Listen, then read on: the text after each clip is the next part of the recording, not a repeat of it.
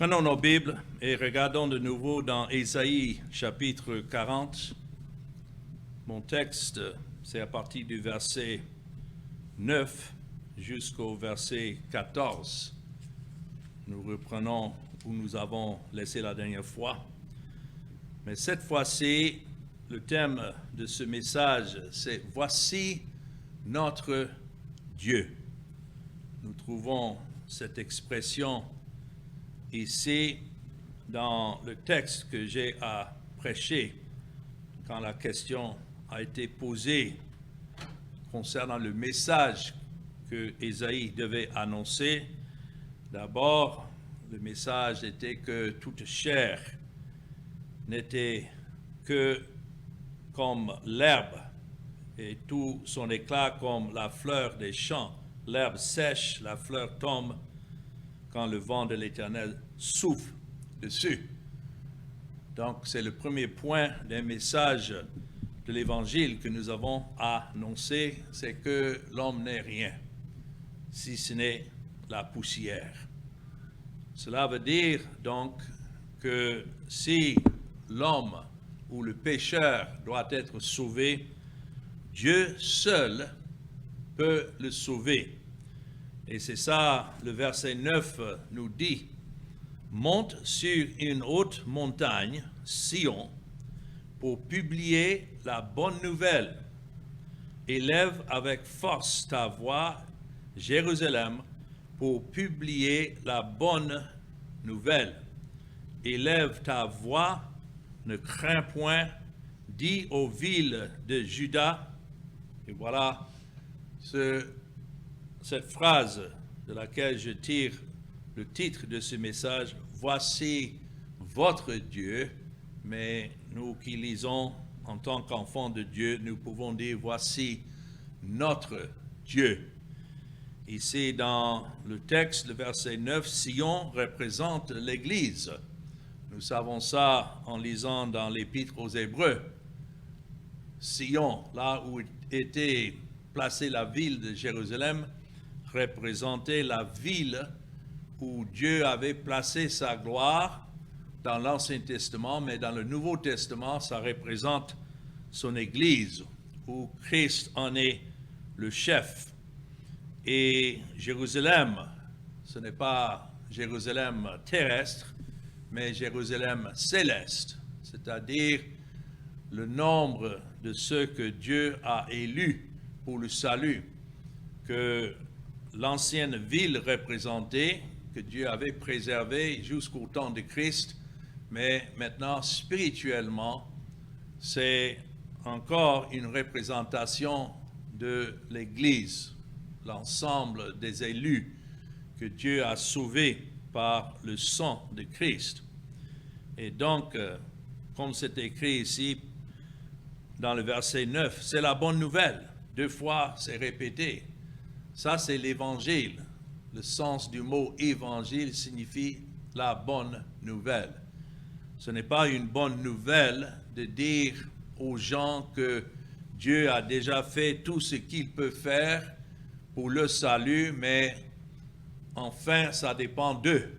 Il n'y a aucune bonne nouvelle en cela, parce que l'homme, dans ses péchés, à cause de la chute en Adam, n'a aucune capacité de croire ou de venir à Christ. Il faut que Dieu lui-même agisse dans le salut. Le salut vient de l'Éternel du début jusqu'à la fin. Alors lorsque les gens nous demandent en quoi notre Dieu diffère du leur, nous avons la réponse ici dans la parole de Dieu. Nous ne sommes pas laissés à débattre ou discuter avec ceux qui ont des points de vue différents sur Dieu, mais simplement nous avons à déclarer le récit qu'il nous a donné dans sa parole. Et je vous encourage de plus en plus à faire cela. Quand nous voyons autour de nous le Dieu, le petit D, I-E-U, que les gens adorent, nous avons une réponse à cela et nous avons à déclarer « Voici notre Dieu. L'étude de Dieu s'appelle la théologie.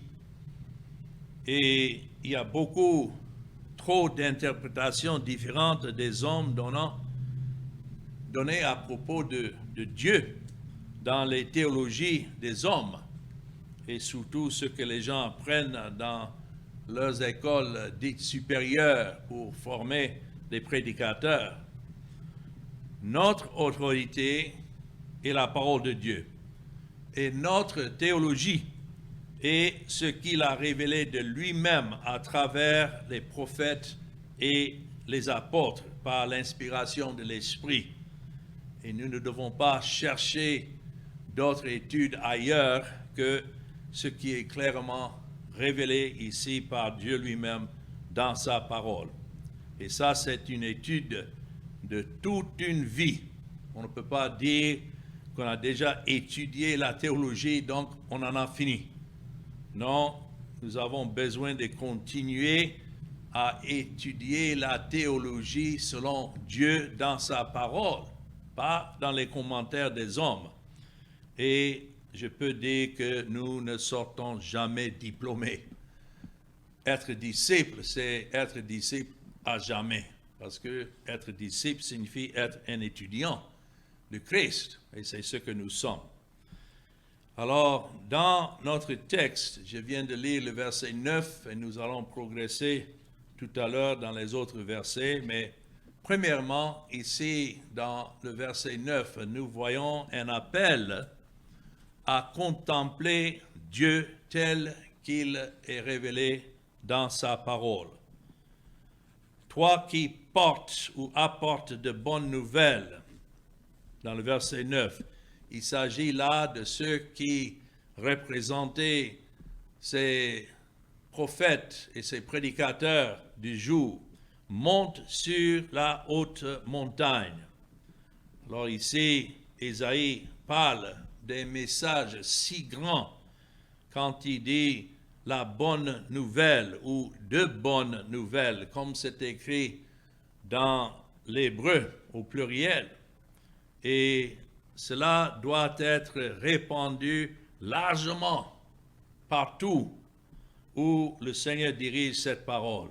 Prenons courage, mes frères, parce que le monde en a besoin. Nous ne devons pas nous cacher dans un coin quelque part pour discuter ou parler en privé de ce que la Bible a à dire concernant Dieu dans sa souveraineté et le salut par son Fils, même si les gens s'opposent parce que ça ne s'aligne pas, ou bien leur message ne s'aligne pas avec le message que nous voyons ici dans la Bible, peu importe.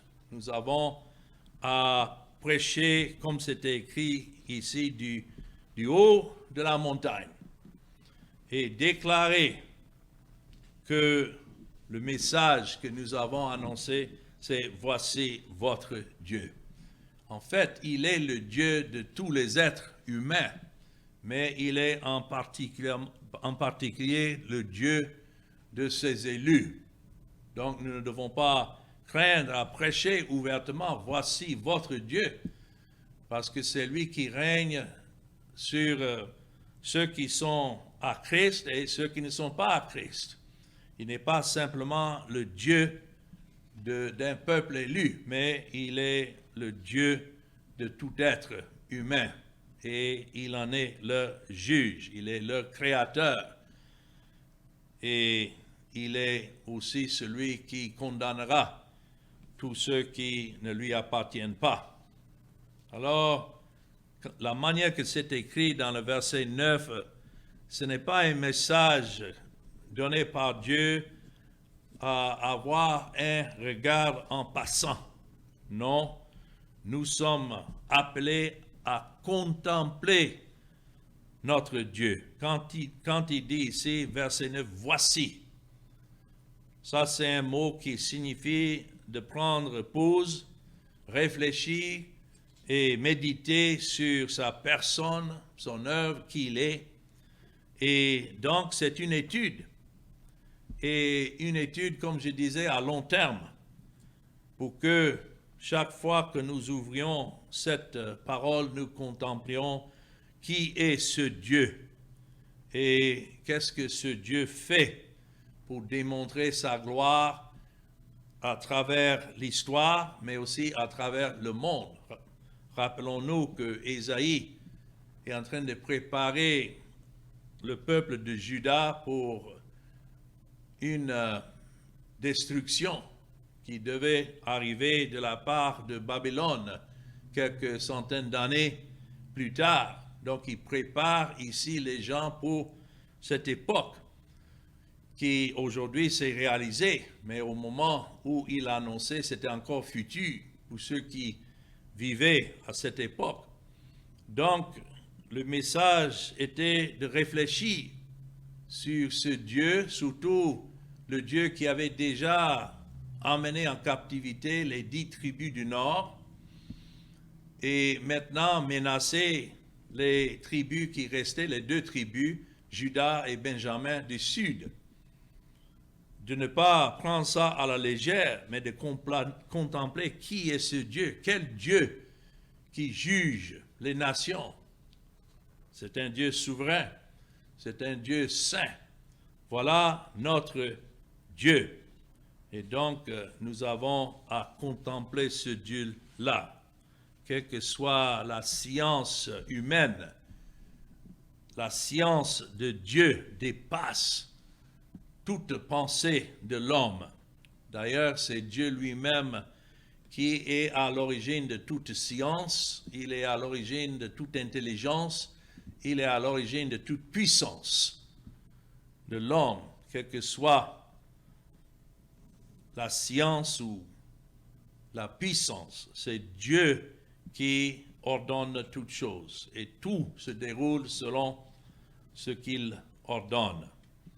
Mais maintenant, continuons dans les versets qui restent, du verset 10 jusqu'au verset 14. Ayant considéré cet appel de Dieu de le considérer, je voudrais, dans les versets 10 à 14, contempler 4 caractéristiques de Dieu qui sont révélées ici.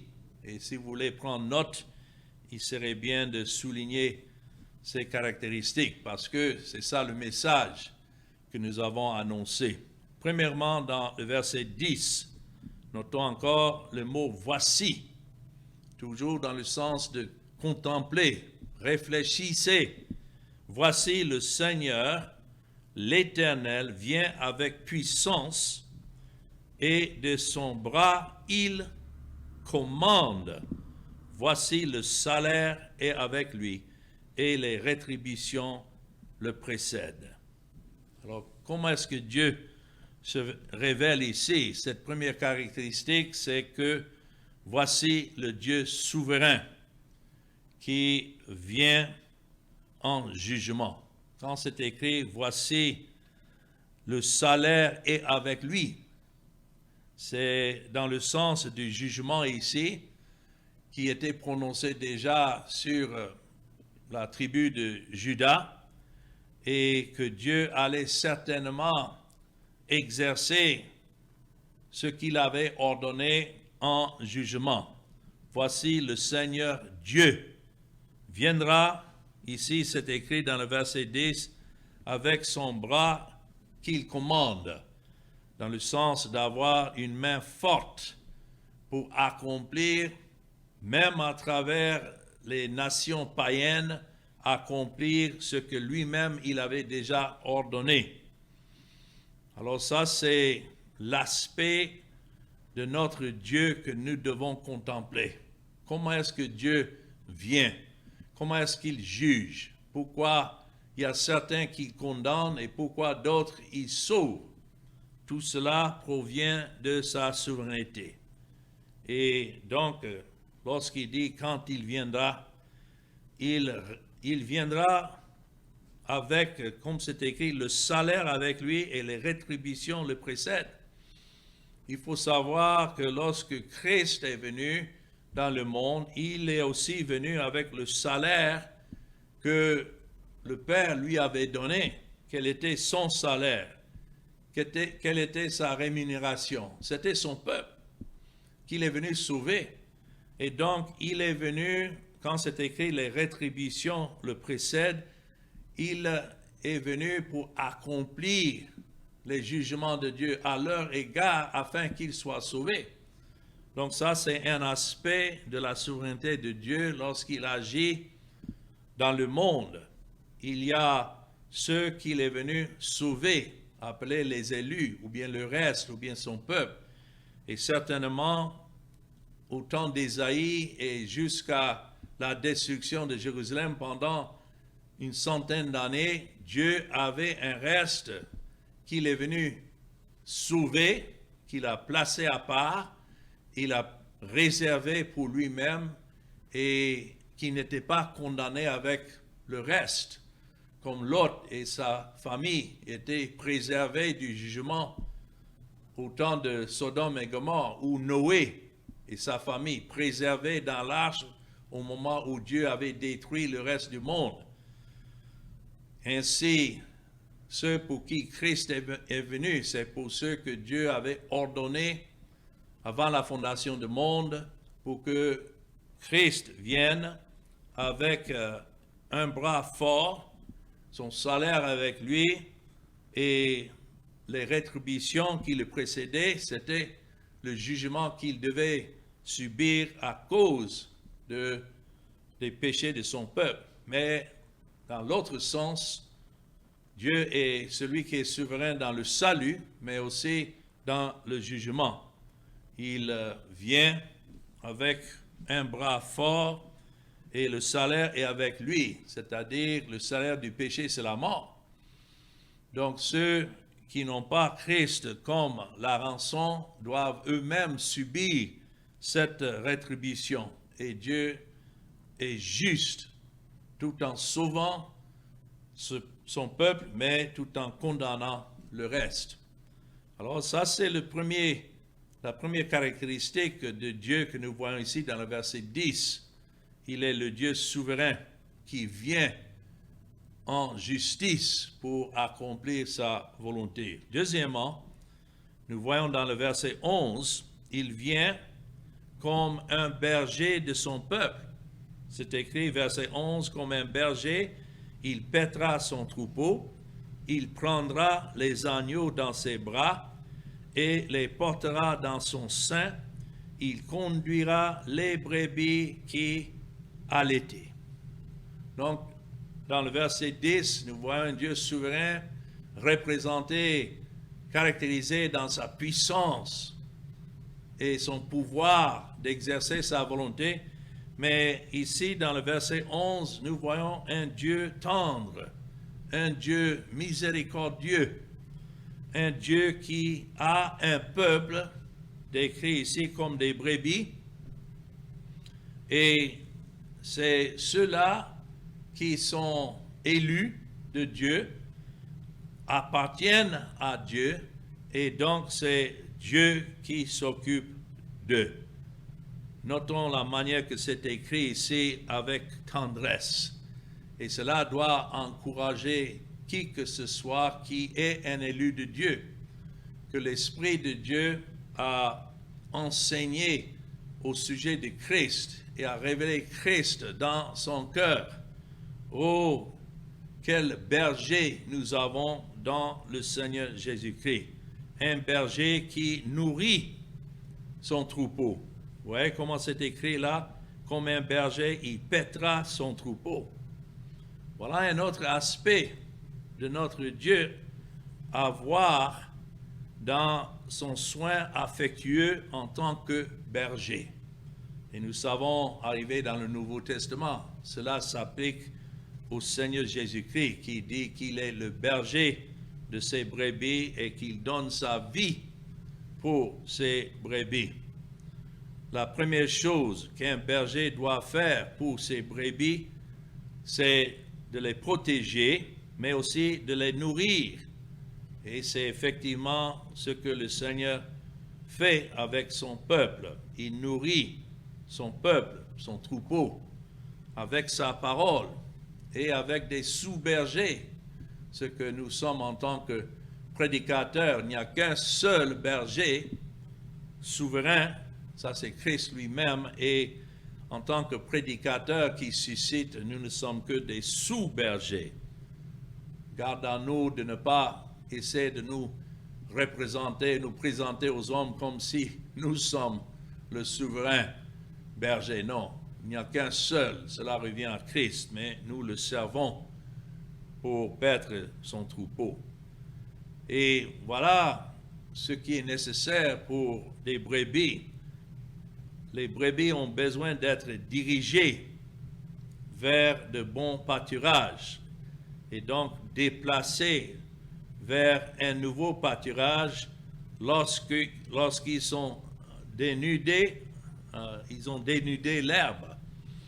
Mais en cela, ils ont besoin pour le Seigneur de les guider. Et ça, c'est donc une bonne nouvelle pour ceux qui devaient vivre au temps qu'Ésaïe annonce, sachant que le jugement devait venir. Où est-ce que ceux qui étaient véritablement enfants de Dieu devaient aller pour trouver de bons pâturages? Ici, Ésaïe est en train de leur dire que c'est Dieu lui-même qui allait les diriger. Et ça aussi, c'est bien pour nous de nos jours, parce que plus nous voyons des troublements du monde ou des sociétés autour de nous, parfois on se pose la question, où est-ce que nous pouvons aller? La réponse est que nous devons suivre la direction de notre berger, rester là où nous sommes en regardant à lui, et lorsque c'est lui qui nous déplace, donc nous serons déplacés. Mais nous savons que Dieu se représente ici comme le bon berger, exactement comme Christ lui-même s'est représenté lorsqu'il est venu dans ce monde. Et nous voyons, en ce qui concerne le Seigneur comme le berger, il connaît ses brebis et il rassemble ses agneaux avec son bras. Notons dans le verset 10, ça parle de son bras, c'est avec son bras qu'il commande, que ce soit dans le jugement ou bien dans le salut. Ici, dans le verset 11 encore, il prendra les agneaux dans ses bras. Quelle est notre sûreté concernant le salut? Comment est-ce que notre salut est sûr? C'est à cause du bras de notre Seigneur berger. C'est lui qui sauve et c'est lui qui préserve. Et nous pouvons alors lui faire confiance. Quels que soient les agneaux, notons ici, ça ne fait pas de distinction entre les plus jeunes ou bien les plus faibles, ou ceux qui sont méprisés. Particulièrement ceux qui sont méprisés sont soignés par le Seigneur pour les rassembler et s'occuper d'eux. Notons dans le verset 11, il portera dans son sein, il conduira les brebis qui allaitaient, même les plus faibles. Oh, ça c'est une bonne nouvelle de savoir que le Seigneur connaît ceux qui lui appartiennent et aucun de ces agneaux, aucune de ces brebis ne peut être perdu. En lui, le salut est sûr. Alors, voilà comment Dieu se représente dans cette deuxième caractéristique comme étant le souverain berger. Et ce sont les titres que Christ lui-même dans le Nouveau Testament porte. Dans Jean chapitre 10 et les versets 11 à 15, vous pouvez simplement noter la référence, Jean 10, 11 à 15, il est le bon berger. Et puis, dans Hébreux chapitre 13 et le verset 20, il est le grand berger. Et il est grand dans ses triomphes glorieux sur chaque ennemi, ce qu'il est venu pour vaincre et il a vaincu. Et puis, dans 1 Pierre 5, le verset 4, il est le chef des bergers. Il est le souverain berger. Cela ferait peut-être un très bon message à prêcher sur ces trois références. Jésus le bon berger dans Jean 10, 11 à 15. Jésus le grand berger dans Hébreux 13 et le verset 20. Et Jésus le chef des bergers, le souverain berger dans 1 Pierre 5 et le verset 4. En tant que chef, c'est lui qui s'occupe de ses brebis. Et lorsqu'il revient, un jour, c'est lui qui va séparer les brebis des boucs. C'est ce que nous voyons dans Matthieu 25 et le verset 31 à 33. Si on avait le temps, on allait parcourir ces références, mais il suffit de les noter pour le moment. C'est lui, en tant que souverain berger, il connaît ses brebis, donc il va séparer entre les brebis et les boucs. Et ceux qui lui appartiennent, il leur dit simplement de prendre leur place à sa droite pour là où le Père avait préparé déjà cette place dans son élection, selon la grâce. Et les boucs, le reste, il les place à sa gauche. Et c'est ainsi, il leur dit de partir en tant que maudits.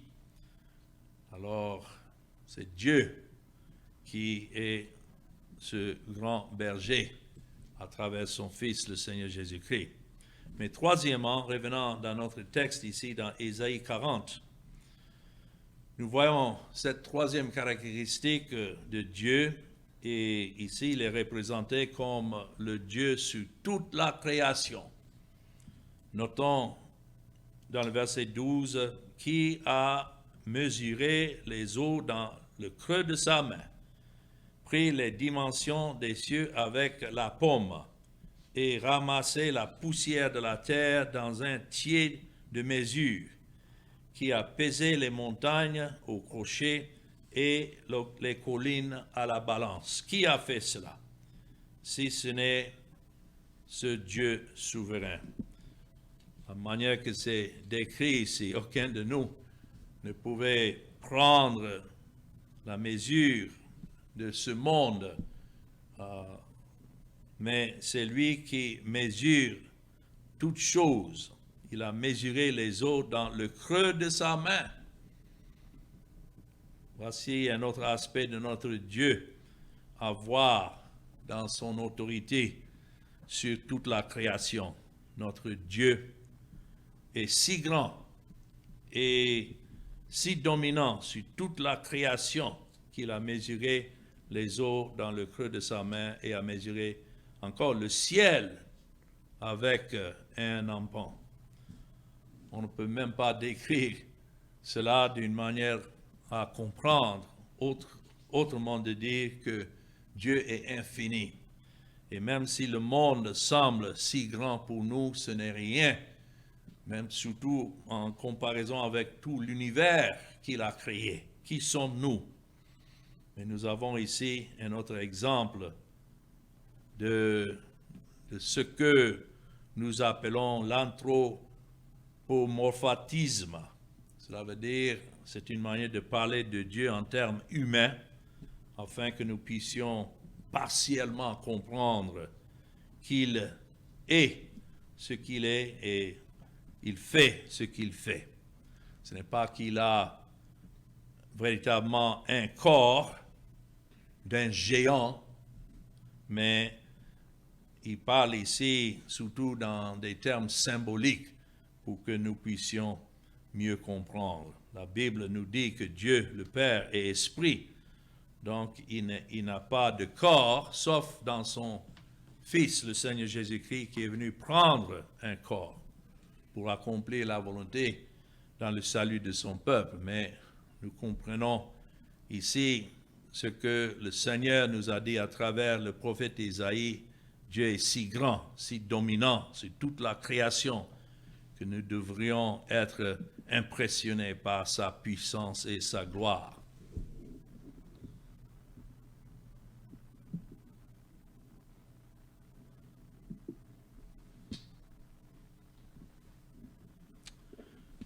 donc nous le contemplons dans toute sa puissance et sa gloire.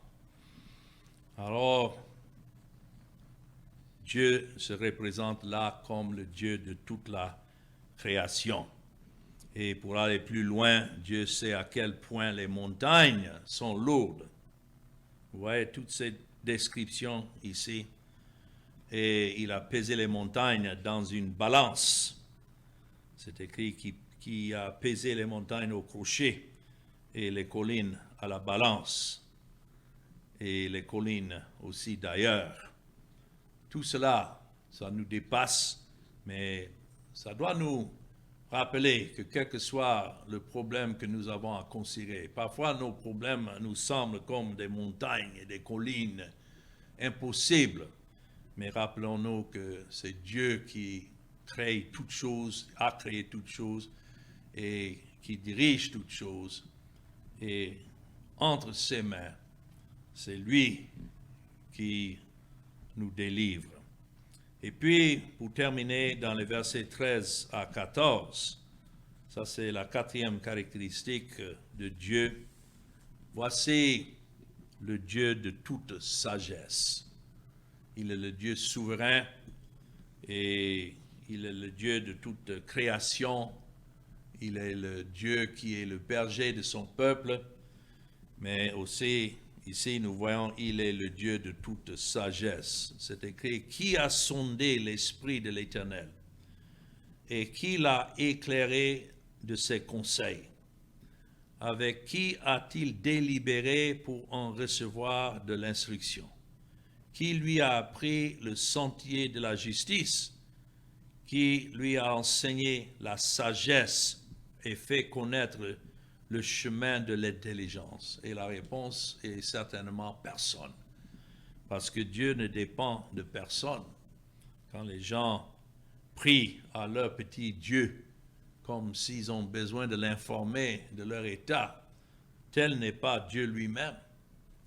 Et c'est pourquoi nous devons annoncer clairement notre Dieu devant un monde idolâtre, un monde qui poursuit un petit Dieu qui est entre leurs mains et qui a besoin de leur témoignage ou bien de leur prière pour accomplir sa volonté ou même de leur foi. Quand les gens disent, oui, Dieu a fait tout ce qu'il peut, mais maintenant le reste dépend de vous, ça ce n'est pas le Dieu de la Bible. Voici le Dieu de toute sagesse qui a trouvé le moyen d'être juste lui-même, rester juste. Il n'a pas diminué sa justice pour sauver son peuple, mais a envoyé son Fils pour accomplir cette justice. À travers sa vie, c'est Christ qui a vécu d'une manière à obéir parfaitement à toute la loi et la justice de Dieu, et puis il a payé la peine que cette justice exigeait, c'est-à-dire dans sa mort. Voilà comment Dieu est juste pour justifier son peuple et rester toujours juste. Tout cela, il a fait dans sa sagesse. Donc, quand ça pose la question dans le verset 13, qui a sondé l'esprit de l'Éternel? Nous sommes en train de parler d'un Dieu infini et qui l'a éclairé de ses conseils, comme si on était là avant la fondation du monde pour lui donner du conseil. Personne, c'est Dieu lui-même qui a tout ordonné depuis avant la fondation du monde et tout se déroule maintenant selon ce qu'il a ordonné. Voilà, nous devons alors contempler, mais surtout c'est impossible de sonder tout ce qui concerne Dieu, mais néanmoins, quand c'est écrit « Voici », ça c'est pour nous de contempler Dieu dans toute sa sagesse et son intelligence brute pour savoir même combien de poussière il y a dans la terre. Ça c'est vraiment étonnant quand on considère tout cela. Verset 15 que nous allons voir la prochaine fois. Voici, les nations sont comme une goutte d'un seau elles sont comme de la poussière sur une balance. Nous ne pouvons même pas commencer à compter la poussière de la terre, mais c'est Dieu qui sait tout parce qu'il a désigné tout et il a tout créé. Et c'est pour ça son intelligence, sa sagesse dépasse tout ce que nous pouvons imaginer.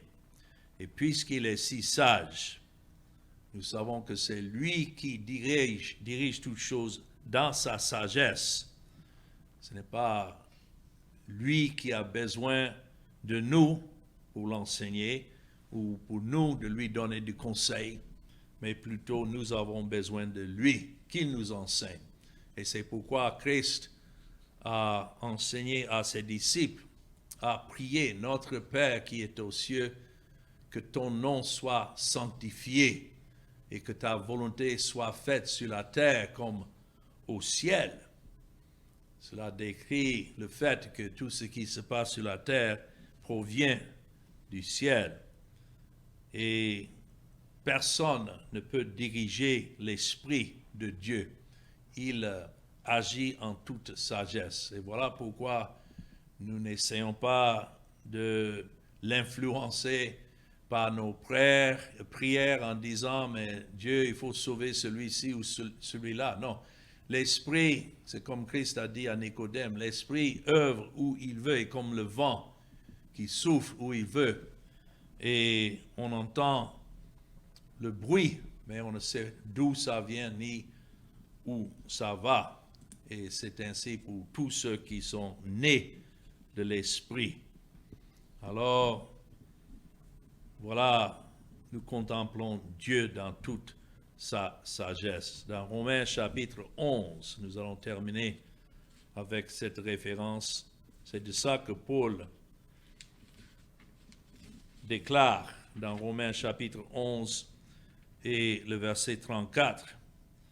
Ces mêmes paroles qui sont tirées exactement de ce passage que nous sommes en train de lire dans le verset 33, ô profondeur de la richesse, de la sagesse, de la science de Dieu, que ses jugements sont insondables et ses voies incompréhensibles. Car, et voici le passage, qui a connu la pensée du Seigneur?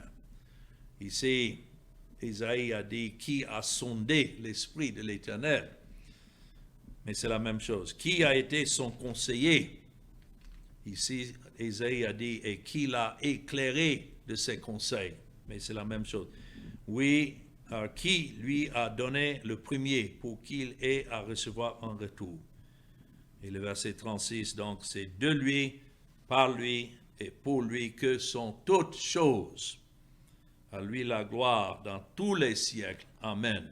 On ne peut rien ajouter à cela, ça dit tout. Alors, voilà notre Dieu.